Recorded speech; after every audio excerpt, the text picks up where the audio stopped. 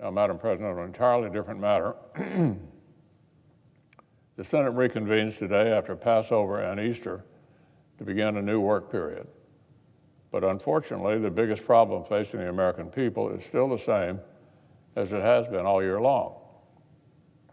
Rising inflation is continuing to inflict painful consequences on working families across our country.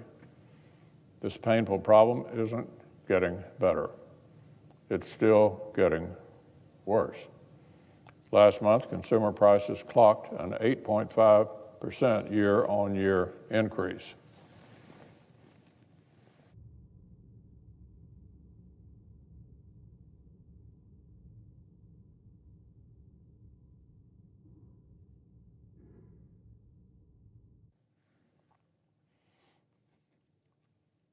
Inflation is now rising at its fastest pace in more than 4 decades. The surge is being led in large part by a 23.6% jump in airfares, a 35.3% increase in used car and truck prices, and a 48% spike in the cost of gasoline.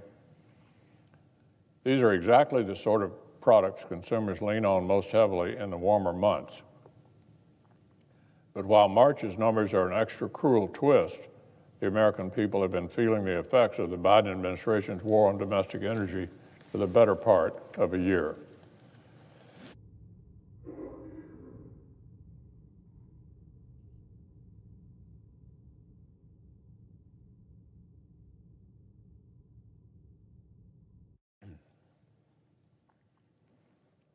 Before most folks even began to consider summer travel,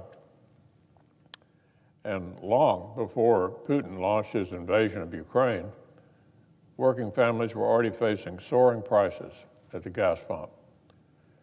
Even as wage growth accelerated for a 5th straight month, workers' paychecks once again failed to keep pace with the steep surge of rising prices. Raises and bonuses are being swallowed by inflation. Real wages are down 2.7% year on year. Democrats' runaway spending has brought us runaway inflation. Prices in the U.S. have risen higher and faster than in other developed economies.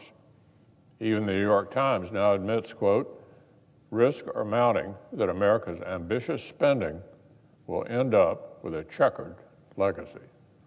You say that again. Even the New York Times now admits risks are mounting that America's ambitious spending will end up with a checkered legacy.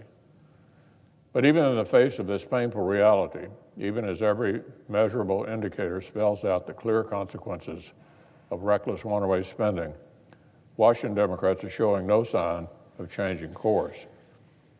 President Biden's response to the shaky economy he created is to propose the biggest tax hike in American history and double-digit percentage growth in domestic discretionary spending.